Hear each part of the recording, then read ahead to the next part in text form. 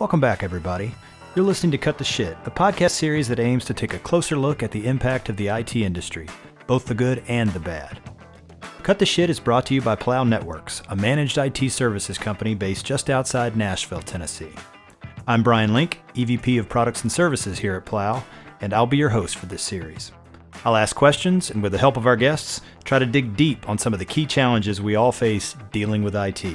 So with that, let's cut the shit and get started. Hey, welcome back, everybody. It's been a while since we did our last Cut the Shit After Hours, so we figured it was time for another edition. We jumped into 2022, and we've got some, exciting news for us to share. We hope it's exciting to you. Plow is about to celebrate its 10-year anniversary in business, started in 2012. So we're going to spend a little time today walking down memory lane with Bryan and Cameron, talking some about some things that have happened over those 10 years. We'll get a little bit into doing some comparison to see what were technology trends in 2012, just to get an idea of how things have changed in the past 10 years, and then hopefully have a little fun with it. So boys, how are we doing today? Well, Law, you're not so well, are you?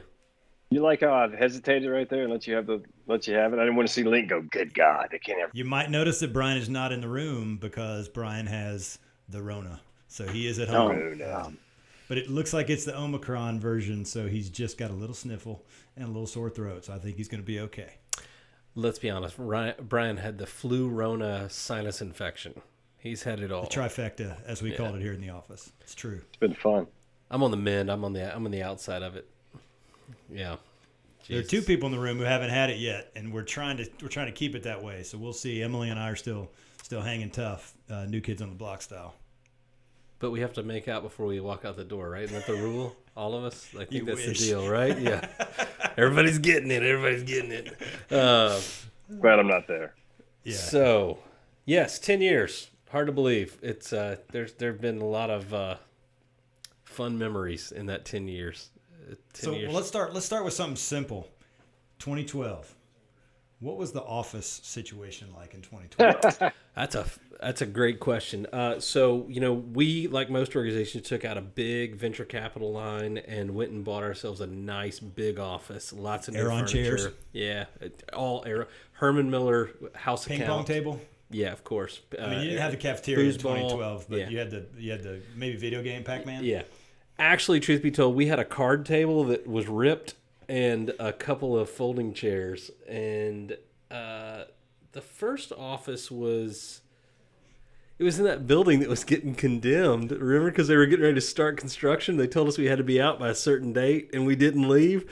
And so they were literally there was two buildings adjacent to each other with like a courtyard that was not glassed in or anything. And there was one day that we came to the office, and there was a conveyor belt that was running up the stairs, like taking like crush and run, like gravel, and it was shooting it over like us. We had to walk under that thing. It was dripping all this funk on us, all dusty. We had plastic hanging everywhere.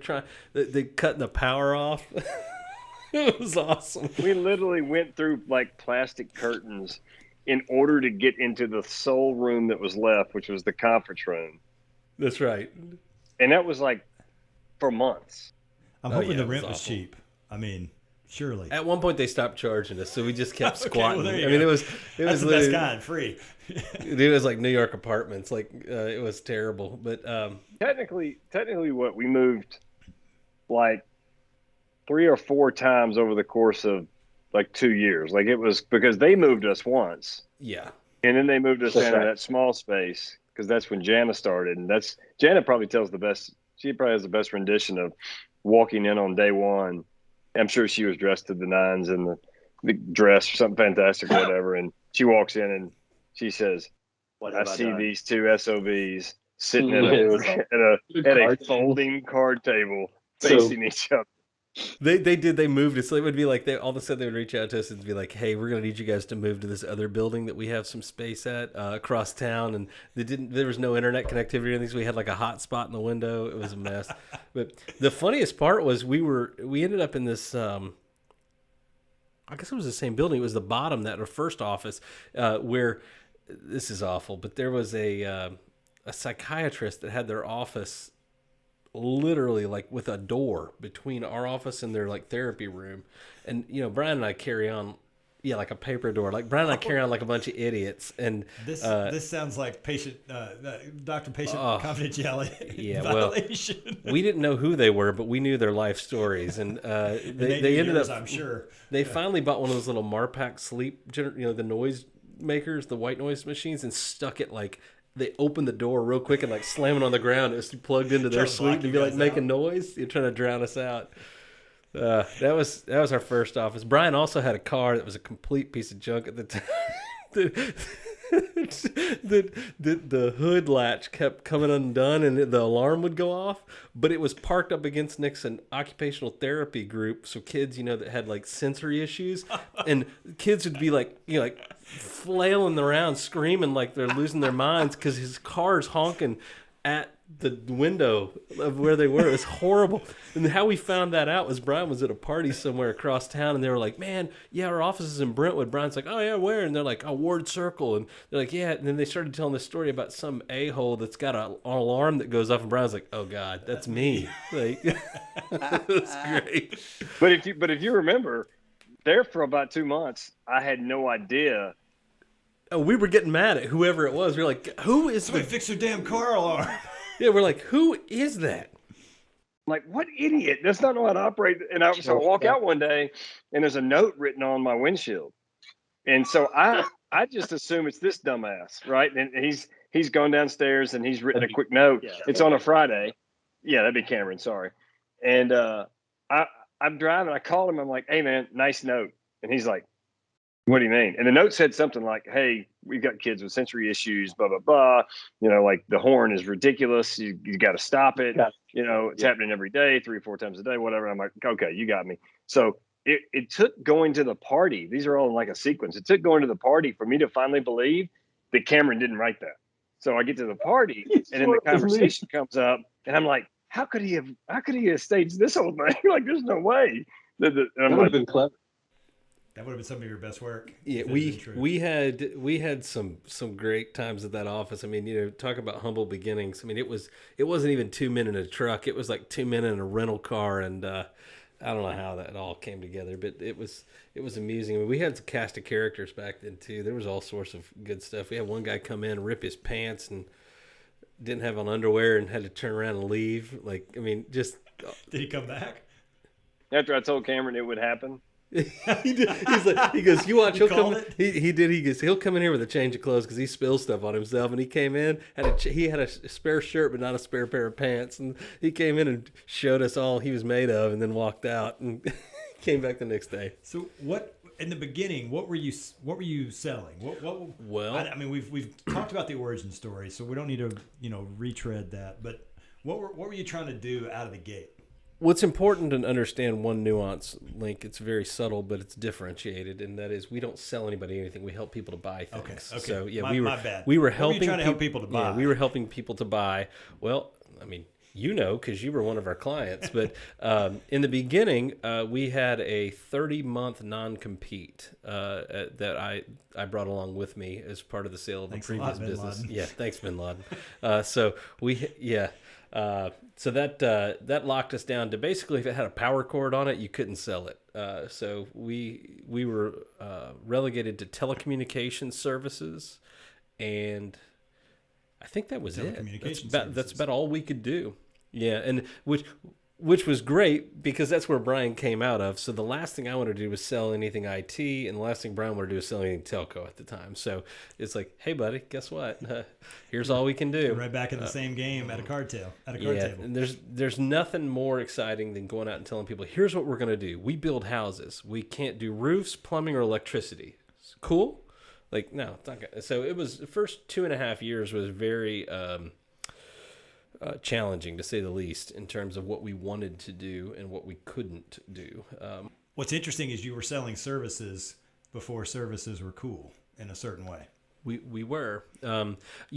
So when we started this business, it was, we've all heard this story, and I'll make it brief, but it was to bring together telecom, it was to bring together managed services, it was to bring together traditional value-added reseller IT sales, and we were fired up about that. That was the whole genesis behind it. I mean, truth be told, Bryan was supposed to come over and work with us at the previous company that got sold. So when that didn't happen, here we are. We're going to go out and we're going to put a band together and do all this, and then our hands are tied. So, but the intent all along was to try to drive towards managed services, recurring revenue model. It was a little. I mean, at the time, that was a little bit different. And our contemporaries in the space were really struggling to make that transition.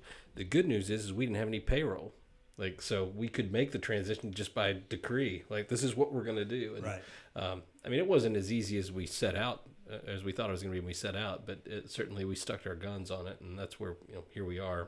Hard to believe, 10 years later. But yeah, first office, it was a dump. Your first office, it's kind of like your first apartment. It's kind of should be a dump. Should be. And you know what? We had a very similar experience. If be like your girlfriend's mom coming to your apartment for the first time, you're like, oh my God, we got to fix this place up. We had the chairman of the board of a large bank that's here, literally just out of the blue, be like, hey, I'm going to stop by y'all's office sometime. What's a good day? Maybe Thursday? And this is on a Tuesday. We're Never. Oh my God. Next year? It had you seen the before and after? I mean, we went through it was like a HGTV show. Staging. Oh my staging God. expert. It was it looked literally like the fact that we didn't have a wire spool for a table or something. I mean, it was bootleg, but we somehow cleaned that place up, man. It looked nice. It was, and from that point forward, I think we kind of cleaned up our act. But it's like this place. We've been here for, how long have we been in this office? 4 years? 4 years. We have literally not moved in. We've sort of moved in. Clients are our priority, not our surroundings. Well, it's not a retail store. It's not a retail store. Don't tell Apple that, though. They want you to have a retail presence. Yeah, that's true. It's true. Storefront. It's funny. Our glorious producer Emily sent us a list of top 10 technology trends from back in the day. And 2012. I was looking at the 2012 list, and it's this is. It's old hat now. It's kind of funny. Some of it has stuck and some of it hasn't, and it's kind of interesting looking through it. They're making a big deal about, for example, mobile payments, which, now we just sort of take for granted. You don't even think about computing. Touch computing was a big one. Predicting that the Amazon Fire was going to take over the iPad, that didn't work out. Voice control. That was thinking about Siri now and things like that with Alexa. Again, sort of just kind of baked in. Then they had one about flexible screens, which I don't even really remember. Barely happening. I don't remember that one. That one didn't. That was not a hit. That was definitely a miss. There's a big one on there though. For sure. We are the same age as HTML5. Which for me was a huge deal because you were in the development space, right? I was, and we had built our application in my initial startup around, it was all rich internet application around Flash because that was the only one that existed. That served you well. And Steve Jobs pretty much killed that for us when he decided that they were not going to support Flash. And I wasn't the only, our company was not the only one. A lot of people struggled with that. But HTML5 was certainly a step change in the move to mobile and to devices off of the basic desktop, 100%. But you think about what's kind of common, table stakes now out of that list. It's funny, a lot of the things they thought whoever put that list together that was going to change the world. A lot of that stuff has become commonplace. But what was not in there was cloud computing, artificial intelligence. All of that stuff came the next year. Right. Looking at the 2013 and 2014, those start to show up, which is interesting. That wasn't even on the radar when you guys. Strange. And then when you think about the origin story for Plow started, what, 09, 08, 09? Around there. Wasn't even. The closest thing to the idea of a cloud service was the old service bureau model, right? Which goes back in the day, but that's. No one was even talking about it. No, I remember when we started this business talking about cloud, and it was one of those things that was, it's kind of a figment, to be frank, at the time. It wasn't something that you wouldn't go out and run your business on it at that time. And frankly, we really haven't hit cloud mainstream until I'd say probably 2 or 3 years ago. I mean, COVID kind of drove some cloud adoption that we had not seen, or the idea of dispersed workforce and work from home. It kind of drove some cloud adoption. You look at 2013, I think 3D printing was new. That was a big thing they thought was going to change the world. Big data, small data, IoT, machine intelligence. Those are things that are actually fairly contemporary even now. But because I think really heard of them. In some areas they've made more progress than or as much progress as people thought, but in other areas not nearly. I mean, the idea of threw the towel on a lot of it. Or big data is. I mean, we're scratching the surface of that, right? And some people's wildest imaginations, are not wild enough, and other people's, have really overstated the case. Frankly, the idea that you just bring a bunch of data together and all of a sudden magically, it's gonna tell you everything you need to know, right? And that has clearly turned out to not be the case. So. That also paired well with machine intelligence, which was the thing at the time. Remember IBM Watson won Jeopardy? And people were like, oh my God, they're going to take over. The robots are taking over. Yeah, that was 2013. So, wow, lots of changes there. But, it's amusing to think that there's a lot of what we set out to do that has stayed constant. I don't feel like we're behind the 8 ball on those technologies a lot of the things that are in our space, is that an advertisement? A lot of the things in our space are fairly consistent. I mean, there's nuances about how they've morphed a little bit, but at the end of the day, it's compute, storage, network. All those things are the same. The way you consume them are a little different. The way you manage and operate them are different. But virtualization was well into its kind of mainstream at 2012. Sure. So. Yeah, lots have changed, but lots have stayed the same as well. I was gonna say I had a hard enough time understanding just anything, basically IT, and then you inserted cloud, English for sure. You started inserting cloud, and I was like, it was. You've come a long way. Too far, farther than I wanted to. One of the technologies that was stated in 2013 would be a game changer was mobile. Yeah. Just mobile in general. Mobile. Yeah. They were right about that. Yeah. Once you could get apps on an iPhone, everything started to change. Yeah. That was obviously underway at that point in time. So but. So early on, let's get back to the early days because let's face it, the story about the first office is way better than us pontificating on tech trends. The first 5 employees. Tell us a little bit about some of the early employees. Let's see. Jana's still here, so we can't speak ill. I mean, Jana's still with us. Jana's husband. We can speak ill of the dead, though. Jana's husband, he came and went. Was he employee number 1? Yeah, he was. That would be Scott Spear. Shout out to Scott Spear, the original Honey Badger. A lawyer by trade, telecom salesman by necessity, an interesting combination. Now he's a district attorney, so totally left this field real quick. Ran him off. Good job, guys. Yeah, hired his wife instead. She's way better.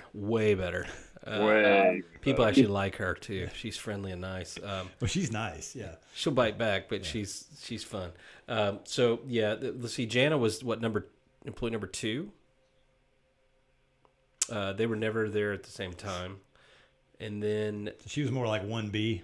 Yeah, she was like 1B. That's a good way to look at it. She was a new and improved version, iteration of, And then we had some. Look, we had some... See, the pause there is what I look. Anytime someone says "look" right before they get ready to speak, you know what's coming. Yeah, I told a candidate the other day, like we it's laughable to some degree, but it's also embarrassing. Like there's a line there somewhere. And I was like, she said, how did it happen? And I said, well, we just needed anybody. So there's a point in every. We got anybody. When you first start a business, I swear to God, you feel like you have to trick somebody into working for you. It's like, hey, we are tiny, we suck, nobody knows who we are, and this is going to be an uphill climb, and we don't have any money. So is there any way you think about coming to work over here? And what you should stop for any of you in the startup world and reflect and go, you know what? No, we don't want this guy. Like, if he's that willing to jump, like, that is the surefire sign of it's the wrong person. But, you're desperate at that point. And I don't know what point in time, you make the transition where you're like, oh, no, this place is actually everything we said it is we're an asset to you as opposed to a liability. This is a good career move. Yeah. I mean, startup phase sucks. Like, it really does suck. And anybody who says it's fun and intriguing and everything else is working with somebody else's money, I can assure you. Like, it's hard. It definitely is hard. It's tough. Yeah. You're You're avoiding the question. Let's get to the so next back to that. The first few we hired, you know what? I will say this: they got us to where we needed to be to get us to where we're at now. So it was a stepping stone along the way. I hope we left them better than Were we they found technical them. people? What did they look like in terms of their skills? Primarily technical people. First five, we're networking was kind of our core focus. That was sort of my background too, so it was easy to step in and help and all that sort of stuff. But and then we had. I mean, dude, it is a colorful cast of characters. Like, you could write a book about it. It is a goat rodeo, to say the least. Like, I mean, look, we had everything from people drunk, smoking in somebody's data center, to somebody in a fist fight in our office, to people bringing in dogs, and like, I mean, just, you can't make it up. Like, it's crazy. Well, I mean, if I understand correctly, Bryan almost got in a fight with one of your former employees at one point. Oh, right? 100%. And if he didn't kill him, there was another guy there that was going to kill him. But absolutely, There were people lining up to whip his ass. Which incident? Because Bryan has almost killed a couple of them.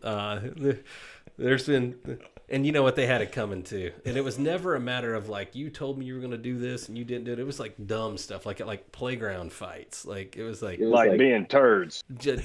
Absolutely, there's no better way to say They're it. absolute turds, not good people. Yeah. Period. We had we even got into the staffing recruiting business at one point. That was a treat. We shared an office with a guy who was in that business, and we thought it might make sense to foray into it because it's the same customers, the same sort of need. And needless to say, it didn't work out. We decided we'll leave that to the big guys that focus on that. Focus is probably the hardest thing to grasp, especially in an early stage of an organization. But it's taken us. What are we at 10 years now? It's taken us 9 years and 11 months to focus. So we're finally there, though. We got it. Some might call that ADD. Yeah, we got it. 9.5. Yeah. Believe it or not, we hired Bryan Link to help us focus. Yeah, I don't know what that's. It feels like it's hiring the inmates to run the asylum, but maybe we'll see. I The feel jury's like still out on that. Yeah, the division of thought. Reflecting back, though, you said, I mean, as far back as I can remember, you're like, hey, man, so outside of what you guys do for us, and technically one other customer, because we did the same thing for both, that was the focus. It's like, I don't really understand what you do. And it's like, I don't either. I think we had that conversation in April of this year when I looked at the website and I said, is there anything you don't do? I think actually was my comment. We do a lot of stuff because a lot of stuff needs to be done. I mean, that's just how it works. But it felt a little bit like an IT grocery store, and I wasn't sure that was really what we were after. And a tire shop and a bait shop. Yeah. And, You were correct. Surgery center. Gold watches. We got what you want. Cigarettes, watches. I will say, though, looking back, I can remember the beginning. And I can remember the end, but the middle's a bit of a blur. Yeah, total blur. Did either of you think you'd still be doing this 10 years later? So, no. At the time, like if you'd asked me back in I'm the saying beginning, 2012 when you started the company. Yeah, in the beginning, 2020 was kind of an exit, like in my mind. But, Bryan and I'd always talk like, when is the right time? And, if you're having fun, you're enjoying what you're doing, and you're growing, you're not stagnant, there's something else around the corner. it's kind of like, I don't know if you ever walked like railroad tracks as a kid or whatever. It's like there's got to be something cool. Just keep going, one more mile, And so here it's like I don't see the end in sight. I'm still enjoying it. We've got the best team we've ever had. Like collectively, I mean, you and I were talking about this earlier. Like when you take this bunch of folks and you put them in a room. I say this often, and I'm not joking. Like it is a solid team of each individual is solid, and so collectively, I think that we're barely getting started. Like I feel like we're 10 years under our belt. I feel like we're just the engine's now warm. Like now it's time to go. So, having fun. It's like more so now. Like I mean, it's like looking at it now. You see much more. You see the road. Right. And you see the opportunity from my perspective. It's, my thing is I like to be a part of building, things. And we haven't really had an opportunity to build, a sales organization at this point because we're very particular in what we want to take to market and who we want to let take it to market. And now that's the exciting piece to me. But we didn't want to hoodwink anybody. You didn't want to, sell it and then build it. It was more like, let's build it. We help people buy. That's right. We help people buy. Last thing we wanted to do was clear. Smoke and mirrors somebody. It is critical. I'm tongue in cheek. I'm joking about it, but I obviously believe that too. One of the things the three of us share in common is I started a startup, and looking back on it, it was it was so long ago I can barely remember it. Other than now that I look back on it, most of what people tell you about starting a company and what you read about it. It's frankly bullshit. Like it's a myth. It's a story told. Almost it feels like, I'll say, to trick you into starting companies. Because it's like having kids. Like if you remember how bad it sucks in the beginning with them, you wouldn't have another one. But you forget and everything's good. So. Yeah, and maybe that's what it is. Because when I asked you the question, did you think you'd be going 10 years later? I mean, I clearly remember we were like, oh, we'll sell the company by 3 to 5 years. There's no way we'll go long. Well, we ran it for 8 and then shut it down. So by year 3, like usually you're just getting into by year 3, like we got from 0 to year 3, and it felt like, it was like when you're the 0 to 3 months of having a child. Like you have no idea what Tuesday was. You're just like sleep deprived and kind of in some sort of fog. That's kind of what the first 3 years of the startup were for me. Was for me. But, I will say, like, you go around these organizations like an entrepreneur center or some of these, like, incubators and things, and there's a lot of venture capital money moving around, that kind of stuff. And you see people that put a smile on their face like, oh, this is great. We've got all these people we've hired and these teams and this and that. And I'm like, I've never afforded myself, I guess, the luxury of that. Because, look, we've plunged toilets here. We've, scrounged together nickels to try to figure something out. It takes a lot of tenacity to get through it. Well, and you make a good point that there's a very big difference between really the majority of startups and really small business creation in the world, and when you hear on TV or in the media about what a startup is. It is a venture funded, generally well funded, well capitalized. It doesn't mean you're probably burning cash, so you're running against the clock, but there's a lot of money there. The average startup business has none of that, right? It's the exact opposite. You don't have any money. Right. It's bootstrapped, right? Which those stories are way more plentiful, but not the only ones you ever hear about, frankly, are the ones that that become the Truett Cathy's for Chick-fil-A or whatever. There are these incredible success stories, right? Whereas you don't hear about, it's hard, there's this sort of gloss of, we struggled in the early days, but now it's, it's all roses and, shits and giggles. It's all great. So it was definitely, there had been challenging times, but I think we've grown each time and we've learned lessons, and frankly there were lessons we probably already knew and we just didn't apply at the time. But there's not a lot of new stuff in those thinkings, but it's once you hit, it is rewarding though to hit strides and to look back and think, I don't know how that came together. Because we talk about planning all the time. Like one of my favorite quotes. I don't know who said this. The plan is invaluable, but the plan itself planning is invaluable, but the plan itself is useless. That's some iteration of that, but it is. I don't think we've ever stuck directly to the plan at a micro level. At a macro level, though, you can go back and look at the scribblings that Bryan and I had from 2008, 9, somewhere that before we were even in business here. And if you look at who we are and what we do and how it's structured today, it's almost exactly like we had it set back then. Right. So we've morphed and found our way through a pretty wandering path to get to where we're at, but it is indeed where we set out to go in the beginning. And like I said, I feel like we're just getting started. I'll throw one other thing in there. The essence or the soul, as cheesy as that sounds, has been consistent the entire time. Our priorities, the culture, the idea, the vision of what we had has never wavered. It's always been steadfast, true. And that was it was kind of funny when Bryan and I would sit back and talk about the most important thing in this organization was the perspective of our associates and the culture or the soul of the entity, and it was just the two of us. Like I'm like, yeah, what do you think? What am I thinking? That's what we are. Like, but for some reason we're like, no, this is going to be what we're doing, So we've always made that kind of a part of our ethos, and it's cool to see it when you're 20, 30 people. Yeah. To see that really live out through everybody's own. It does. Interest. It brings up a question to me. At what point did it feel real to you? Like from the get go? That's a great question. You're in. What about you? And what that's do you maybe think, Bryan? For both of you to answer separately. Yes, I'd say that where it really got real for me was probably in 2018. We had moved. I believe we had moved into.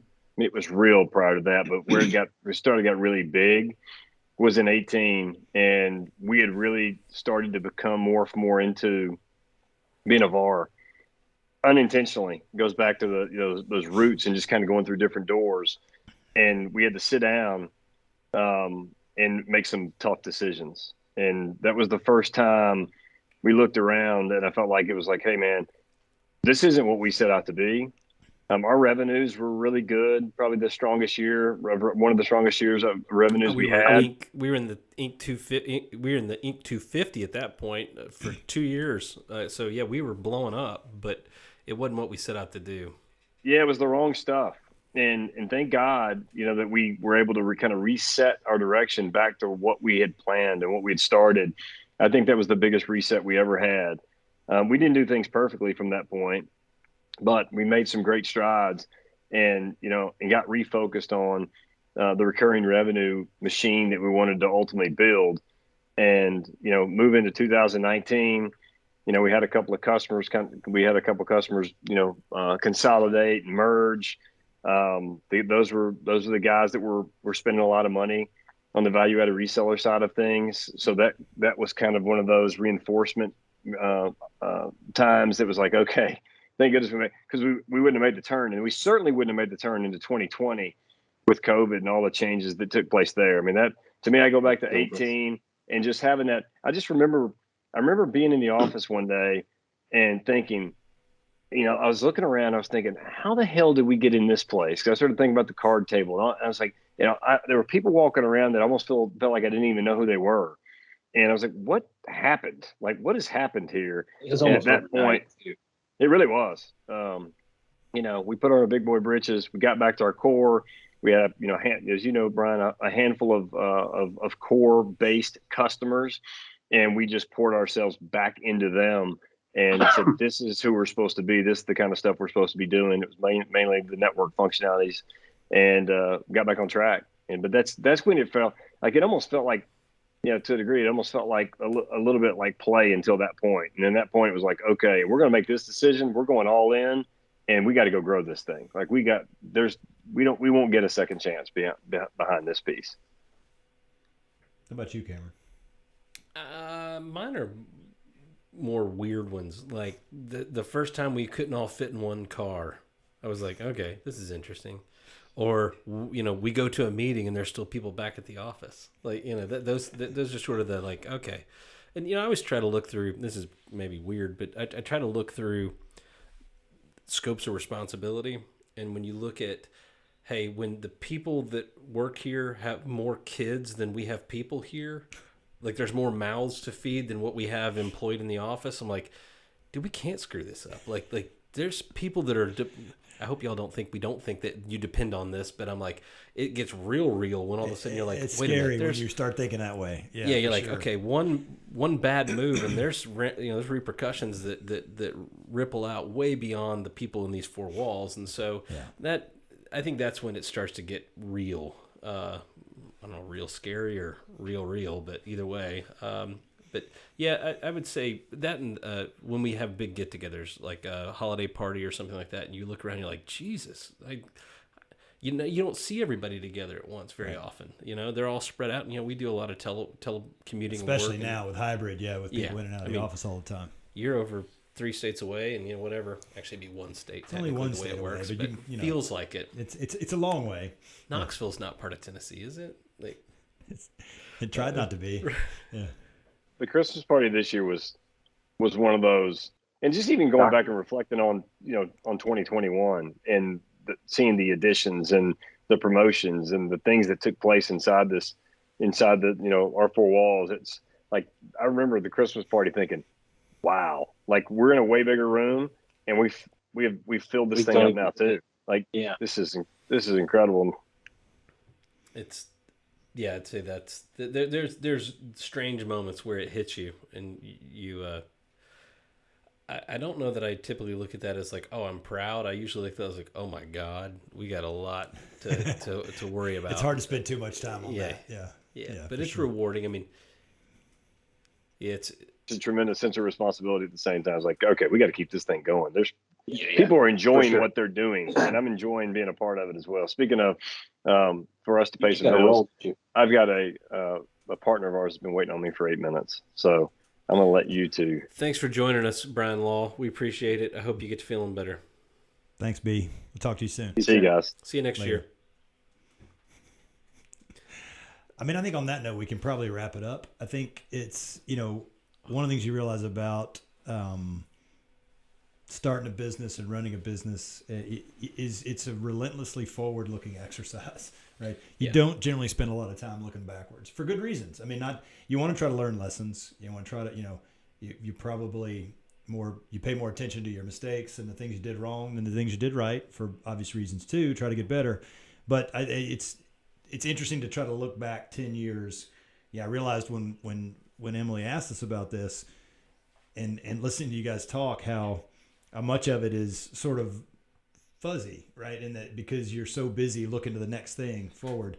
And so I think as we sit here in 2022 and you try to look forward, it's just as hard to look forward to say 10 years from now. I mean, who knows, right? Where we're going to be. Arbitrary goals that you throw out there that you feel real particular about how what you're going to accomplish, but how you're going to do it. Anybody's guess. And I think those are mostly orientation paths, right? They give you something to shoot for. They're not necessarily, I mean, it's kind of like your plans are useless, planning is essential concept, right? Where it gives you a place to go, but it's not like driving. Correct me. It's not like driving to Knoxville where, you know where you're going and it's not. There's one road. Yeah. It's not the same for directing a business. I'll tell you something that the biggest change though in this organization was when we started, we had literally zero interest, almost defiant that we would ever do end user support, and that's a huge part of our business today. And that was one that reluctantly we went into at the suggestion of some of our clients. Like, why don't you do this? We're like, because we don't want to. We want zero to do with this, and so that's a huge pivot for us. That, and Bryan alluded to this, the fact that we were growing, and it's very easy to get fixated on growth targets and all that sort of thing. We were, like I said, Inc. 500, Inc. 250. I mean, we were in the top of the top of the Inc.